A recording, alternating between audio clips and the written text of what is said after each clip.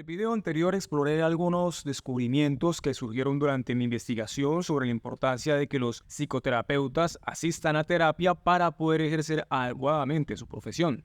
Hola, mi nombre es Andrés, soy psicoterapeuta y en esta ocasión continuaré compartiendo los hallazgos que obtuve sobre este tema. Para recapitular brevemente, inicié mi investigación revisando dos artículos con el objetivo de comprender mejor la relevancia de la terapia para los psicoterapeutas. Al analizar estos artículos surgió la idea de que la razón para que un terapeuta asista a terapia, paradójicamente, es para poder ejercer como terapeuta. Sin embargo, esta noción plantea un callejón sin salida, ya que no queda claro cómo se establece esta relación de causa y efecto. Además, se sugiere que durante este proceso personal, el psicoterapeuta adquiere ciertas habilidades o facultades que luego aplicará en sus propias consultas. Como mencioné en el video anterior, estas habilidades que yo llamaría características parecen estar relacionadas principalmente con la capacidad de escucha. Esto me llevó a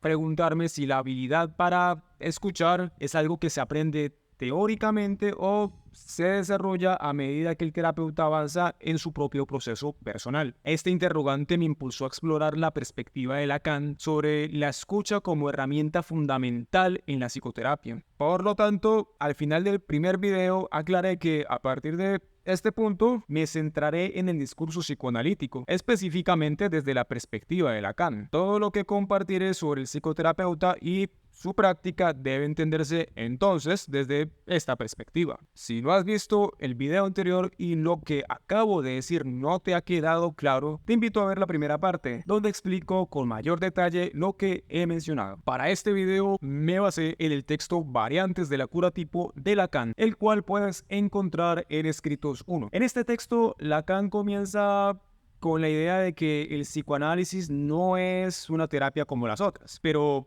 ¿por qué? Lacan aborda esta cuestión a lo largo del texto, aunque no lo hace de manera directa o no lo hace con una simple respuesta. ¿Qué? ¿Cómo que no? Sin embargo, desde mi punto de vista, hay dos grandes ideas o macroideas que Lacan presenta, las cuales explican por qué el psicoanálisis difiere de otras terapias. La primera idea se refiere a los medios y fines del psicoanálisis, es decir, cómo se llega a la cura. En este punto haré énfasis en los aspectos más técnicos que Lacan aborda. La segunda idea se relaciona con el cuidado especial de no caer en lo que Lacan llama como furor sanandis, es decir, no afanarse por curar al paciente. Es necesario entonces revisar cuáles son esos aspectos técnicos y entender también qué significa no afanarse por la cura del paciente. De hecho, ambas cuestiones están entrelazadas. Adelantando el asunto, puedo decir que en el psicoanálisis se trabaja con un no querer curar. A ver, esto puede sonar sumamente extraño al tratarse de una psicoterapia, pero tiene mucho sentido, como explicaré después. Resumiendo el recorrido que llevo hasta ahora, mi principal interrogante consiste en explorar si acaso es importante la psicoterapia del psicoterapeuta para que éste pueda ejercer adecuadamente. Partiendo del elemento de la escucha como primer pista para dar con una respuesta, me cuestioné si esta habilidad se desarrolla a través del proceso personal o mediante el estudio de la teoría. Ahora bien, he identificado que este elemento de la escucha puede encontrarse dentro de lo que he mencionado como aspectos técnicos de la escucha en psicoanálisis y en la advertencia sobre el furor sanandis. Voy a exponer paso a paso lo que he descubierto, contrastando lo que encontré con la escucha para construir poco a poco una respuesta sobre la importancia de la psicoterapia para los psicoterapeutas. Una forma de abordar los aspectos técnicos es responderse a la pregunta ¿cómo guiar la técnica en psicoanálisis? O, para los fines de este video, ¿cómo dirigir la escucha como un instrumento técnico? Lacan señala que el psicoanálisis se basa en una ambigüedad fundamental, inherente al acto de hablar, la cual además está al alcance de todos y que se encuentra específicamente dentro del discurso. Aquí por discurso me refiero a las ideas que se expresan verbalmente. Lacan describe esta ambigüedad como una combinación ingeniosa de ingenuidad y autenticidad. ¿Qué significa esto? Bueno, básicamente que cuando alguien habla, cuando alguien intenta expresar algo, nunca logra decir completamente lo que quiere. En otras palabras, aunque se intente transmitir un mensaje completo, las palabras nunca logran capturar totalmente la intención original. Esta ambigüedad lleva consigo un doble significado. Por un lado, está lo que el hablante intenta comunicar al oyente a través de su discurso, pero por otro lado, está lo que el propio discurso revela sobre la condición del hablante. En resumen, por un lado, nunca se podrá decir todo lo que se pretende a través de las palabras. Y cuando dirijo mi mensaje a un oyente, además de transmitirle este mensaje, también el mensaje por sí mismo está diciendo algo de mí. O sea que yo hablo palabras, pero las palabras también están hablando sobre mí, están revelando un algo. Es así como hay dos dimensiones. Una primera dimensión que apela al sentido del discurso,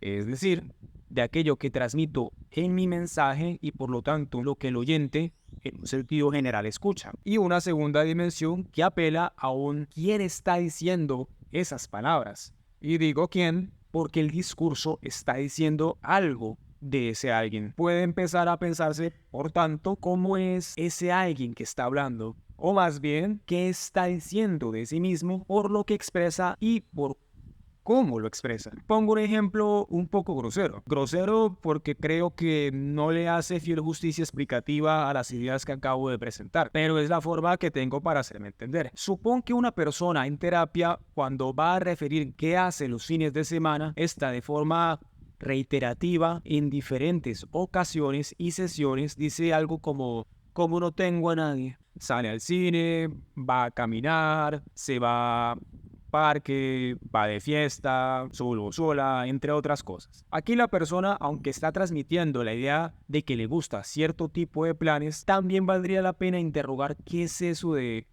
como no tengo a nadie. ¿Podría significar que esta persona se ve a sí misma como alguien solitaria? Pues la verdad no lo sé. Hipotéticamente hablando, habría que preguntarle a esa persona qué quiere decir con ese como no tengo a nadie. Pero ya con solo esa mención reiterativa hay algo que está queriendo decir sobre sí misma y que desconoce a nivel consciente. Podría entonces preguntarme como terapeuta, ¿quién está hablando ahí? O también, ¿qué está queriendo decir sobre sí misma? Aquí es cuando Lacan dice que la tarea del analista o del psicoterapeuta consiste en apoderarse de una facultad que él llama como discrecional, o dicho de otra manera, una facultad discriminadora, que permite discernir entre lo que el sujeto dice y qué se dice del sujeto a partir de lo que él mismo está diciendo. Con esta nueva idea en mente, una nueva perspectiva se abrió ante mí. Ahora entiendo que la adecuada escucha a la que hacía referencia anteriormente y que inicialmente en los artículos que revisé en el primer video describían como una amalgama de cualidades empáticas corresponden en realidad a lo que Lacan denomina como el ejercicio de una facultad discrecional. Redondeando la idea, una escucha bien direccionada como instrumento técnico en psicoanálisis apunta a apoderarse de una facultad que permita oír la ambigüedad o el doble nivel del discurso del sujeto.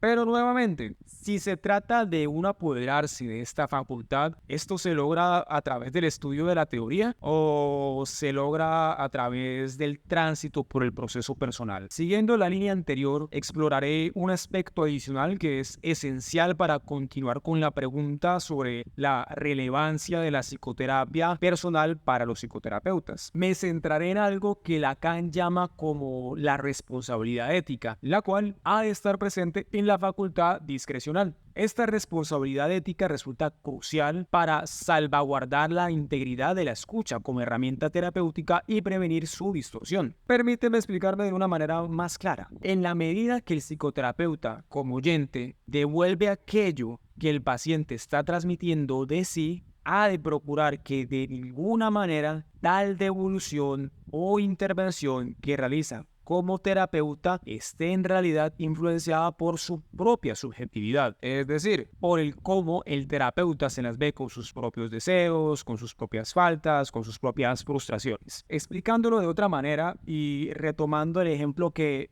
anteriormente di. Si un consultante expresa como no tengo a nadie y el terapeuta, amparado en una empatía, aceptación y apoyo incondicional, responde, por ejemplo, no te preocupes, seguro que tienes muchas personas a tu alrededor, simplemente no las ves.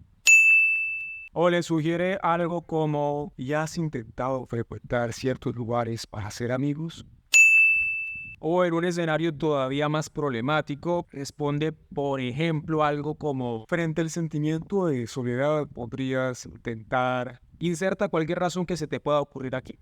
En todos estos casos, en realidad el psicoterapeuta está comprometiendo su propia subjetividad en la intervención, lo que limita la capacidad del paciente de profundizar en la implicación de ese como no tengo a nadie. Ahí lo importante sería pensar a dónde podría llevar esta expresión, qué cosas se podrían derivar de ese decir como no tengo a nadie. En resumen, con el ejemplo que acabo de mencionar, no se estaría llevando a cabo una adecuada escucha, o al menos no desde el sentido que he explicado en este video. Y es con esto a lo que me refería cuando mencionaba sobre la necesidad de asumir una responsabilidad ética en la escucha como técnica y como facultad discrecional. Ahora, ¿cómo asegurarse de que aquello que se le está devolviendo al paciente es auténtico del propio paciente y no se le está agregando un significado o sentido proveniente de la subjetividad del psicoterapeuta? O en el peor de los casos, ¿cómo garantizar que la devolución que se está realizando no provenga de la parte anatómica utilizada por el terapeuta para sentarse?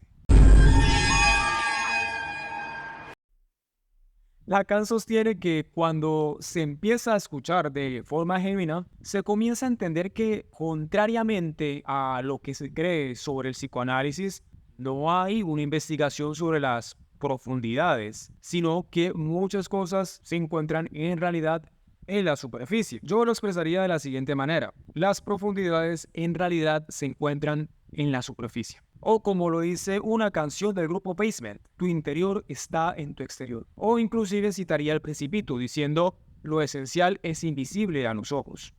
Frase que en términos de este tema sería algo como que lo esencial sobre las personas pasa desapercibido a través de lo que dicen y en el cómo lo dicen. Pero para no desviarme del tema, Lacan destaca la importancia de la escucha al momento de revisar los fundamentos de la teoría freudiana. Y según él, estas bases estaban siendo descuidadas por las propuestas post-freudianas, que no estaban tomando en cuenta que el yo se forma de manera similar al síntoma. No entraré en detalles adicionales, ya que mi objetivo es exponer las partes más técnicas de este tema en la medida de lo posible. Sin embargo, quiero recalcar que la técnica no puede separarse de la teoría. Retomando la idea de que las profundidades se encuentran en la superficie, puedo reflexionar que si el psicoterapeuta compromete su subjetividad en sus intervenciones, puede surgir lo que Lacan denomina como furor sanandis, una urgencia por curar al otro. Como puede intuirse, este afán de por sí ya habla de la propia subjetividad del terapeuta, además de entorpecer la técnica de la escucha y en cierta medida desdibujar el reconocimiento del paciente como un otro. Por eso, como mencioné en un principio, Lacan afirmaba que el psicoanálisis opera a través de un no querer curar.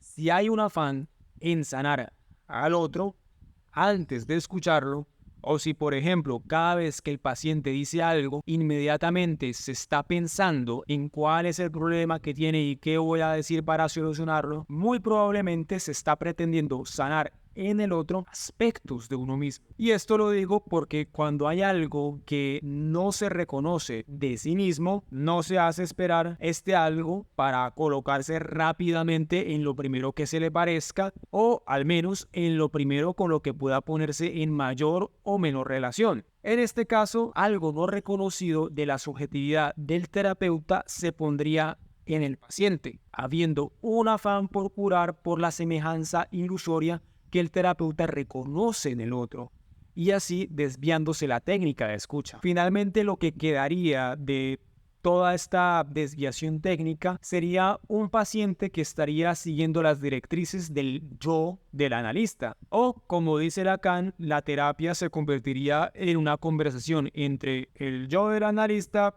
con el yo del paciente. Con respecto al yo, por el momento simplificaré injustamente diciendo que en él residen todas esas identificaciones imaginarias, espejismos, malos entendidos y síntomas que generalmente causan sufrimiento psíquico en una persona. Y de hecho tendemos a identificarnos con el yo como si no fuésemos más que eso. Sin embargo, como dice Lacan, y abro comillas, el yo no es más que la mitad del sujeto. Cierro comillas. Respecto de la conversación entre el yo del psicoterapeuta con el yo del paciente, Lacan ofrece una observación discreta que considero notable, ya que ésta logra sintetizar el tema de la escucha y las devoluciones correspondientes, así como sus posibles desviaciones técnicas. Él señala que, y abro comillas, no por hablar al paciente en su lenguaje, se está devolviendo su palabra. Cierro comillas. En otras palabras, el hecho de que el terapeuta entienda y le devuelva al paciente la palabra que este último acaba de decir no implica automáticamente que realmente